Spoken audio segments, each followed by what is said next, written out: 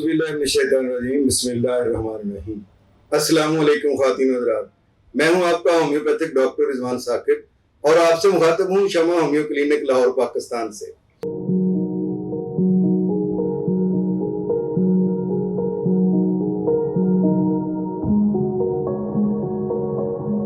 आइए आज आपको एक बड़ा मजेदार वाक़या सुनाते हैं।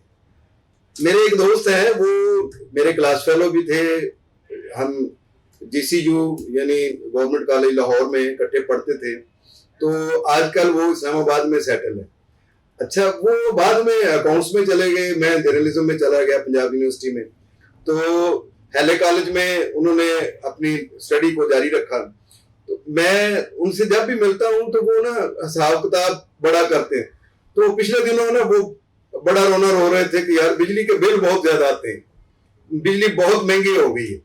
अच्छा, मुझे कोई इस्लामाबाद में काम था, मैंने फोन किया कि यार मैं आ रहा हूँ इस्लामाबाद में, तो गपशप भी हो जाएगी और मैं वो काम भी कर लूंगा। उन्होंने कहा कि लाजमी रात मेरे पास ठहरना है। मैंने कहा चले ठीक है, रात आपके पास ही ठहर लूंगा। और फिर यह कि सुबह कहता है कि जी मैं आपके साथ जाऊंगा और वो जो आपका एक दो जगहों पर आपने मिलना है किसी से, वो काम कर लेंगे, तो आप फिर चले जाइएगा वापस लाहौर और मैं जो है वो अपनी जो जॉब है वहां पे चला जाऊंगा। मैंने कहा आपके लिए इजी हो? कहता हाँ कोई मसला नहीं है, इतना सा तो लेट चले जाने में कोई अर्थ नहीं है, 2 बजे भी ऑफिस चले जाऊं इस्लामाबाद में तो मुझे कोई मसला नहीं होता। मैंने कहा चले ठीक है।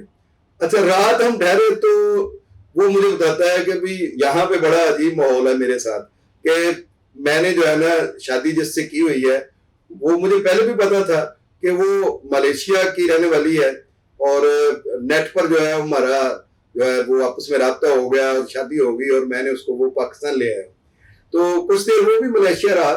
तो कहता है कि भाई अब यह है कि हमने काम बांटे हुए हैं। पहली बात तो यह है कि हमने अपने काम खुद करने, बाकी जितने भी काम है वो हमने बांटे हुए हैं जो हमारे मुश्तरका काम है। मसला अगर बच्चे को खिलाना है तो कुछ टाइम के लिए वो खिलाती है और कुछ टाइम के लिए उसको मैं खिलाता हूँ, यानी उसको मैं उठाता हूँ बच्चे को। यानी घर में अगर 24 घंटे है तो 8 घंटे अगर या 10 घंटे बच्चा सोता है तो बाकी टाइम में हमने उसको डिवाइड किया हुआ है कि जो टाइम मेरे पास है ऑफिस के बाद मैं करूंगा, उसको उठाऊंगा। तो इस तरीके से ना कहते हैं हमारी जिंदगी चल रही है और बड़ी अच्छी चल रही है। मैंने कहा ठीक है। कहता लेकिन एक सख्ती मैंने अपनी बेगम पर जरूर की हुई है, वो ये कि यार बिजली के बिल इतने ज्यादा आते हैं कि भाई आपने जो है ना कोई लाइट एक्स्ट्रा नहीं चलने देनी। हम वॉशरूम से आए तो फौरन लाइट बंद करते हैं, जहां पर नहीं बैठे हुए हैं वहां पे अगर पंखा चल रहा है या लाइट चल रही है तो उसको फौरन बंद करते हैं कि ताकि जो है ज्यादा से ज्यादा जो है ना बिजली की बचत की जाए। और वो हमारे कॉरिडोर में या कहीं वो रात को लाइटें जो है ना बिल्कुल ऐसे अंधेरा कर देते हैं कि जैसे यहाँ कोई बचता ही नहीं है। असल में मसला यह है कि हमारे जो है वो बिजली के बिल का फिक्र होती है। उसने मुझे ये बताया। साथ उसने ये भी बताया कि इस्लामाबाद में अक्सर ऐसा मौसम रहता है कि रात को हमें AC की जरूरत नहीं होती, तो हम कोशिश करते हैं कि AC जो है ना वो ना चलाएं, बस 1-2 महीने चलाते हैं। इस तरह की उसने मुझे बिजली के बिल को बचाने की बहुत सारी बातें बताई। और सुबह को हम निकले और जाकर मैंने जिस ऑफिस में जाना था तो उसमें जाने के लिए जो है ना वो हम निकल पड़े। रास्ते में उसको याद आया, हम खासा लंबा सफर तय करके वहां पहुंच गए। कहता हो यार मैं तो स्त्री जो है वो चलती छोड़ आया हूँ।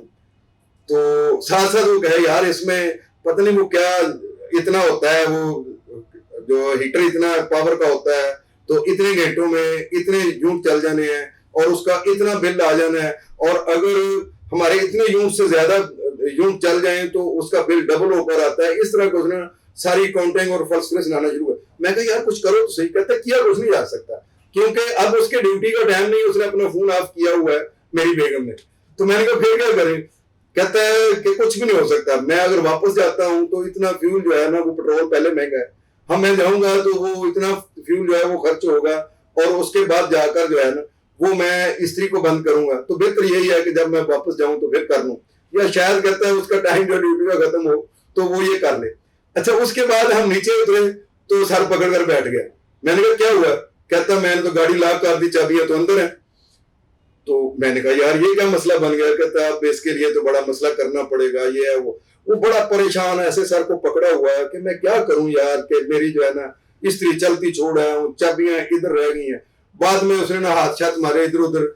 मैंने कहा क्या बात है? कहते यार कुछ नहीं, मैं क्या कहूँ, कुछ नहीं, मैं नहीं कह सकता। मैंने कहा क्या हुआ? कहते यार मोबाइल घर में है या जो है ना वो गाड़ी में रह गया। कहते आ जाए पहले ना, जहां हम बैठे थे वहां देखते शायद वहां हो। मैंने कहा नहीं, आपका फोन तो रास्ते में भी मैंने किसी का आते हुए नहीं सुना।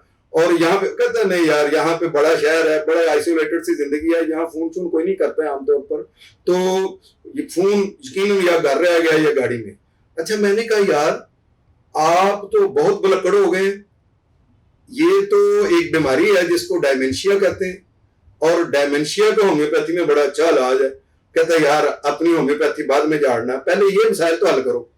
मैंने कहा ये मसाइल हल हो जाएंगे, आइंदा मसाइल का हल यही है कि आप इसका इलाज करवाओ।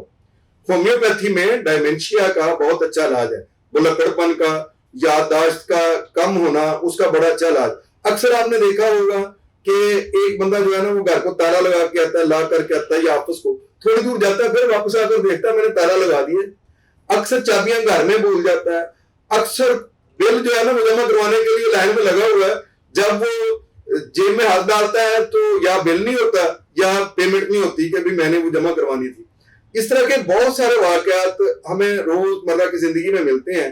और उसमें होता क्या है, होता यह है कि हमारी याददाश्त जो है वो बहुत ज्यादा मुतासर हो गई होती है, किसी स्ट्रेस की वजह से, किसी सदमे की वजह से, आए दिन की मसरूफियात की वजह से। तो ये जो एक जबरदस्त किस्म का याददाश्त के की कमी का एक इंसान को झटका लगता है, उससे बहुत सारे बंदे के जिंदगी के मामला जो है वो मुतासर होते हैं। तो आप अगर इस तरह के मसाइल से दो चार हैं तो इसका नाम, इस बीमारी का नाम डायमेंशिया है, जिसको आम जुबान में हम बुलक्कड़पन कहते हैं। और इसकी होम्योपैथी में बड़ी अच्छी मेडिसिन है। आजकल बिजली का बिल बहुत महंगा हो गया हुआ है, और वाकयातन पेट्रोल बहुत महंगा है, और मोबाइल अगर घर में भूल जाए तो सारा दिन बेकार गुजरता है, और कुछ नहीं, दफ्तर में कोई काम नहीं कर सकते तो कम से कम उंगलियां तो चला सकते हैं। तो इसलिए काइंडली डायमेंशिया का जरूर इलाज करवाएं। डायमेंशिया के लिए होम्योपैथी की कौन सी मेडिसिन है, मैंने अपनी एक वीडियो के अंदर ये डिटेल से बताया हुआ है। उन मेडिसिन के जरिए से आप अपनी डायमेंशिया को खत्म कर सकते हैं। बहुत शुक्रिया, अल्लाह हाफिज, अस्सलाम वालेकुम।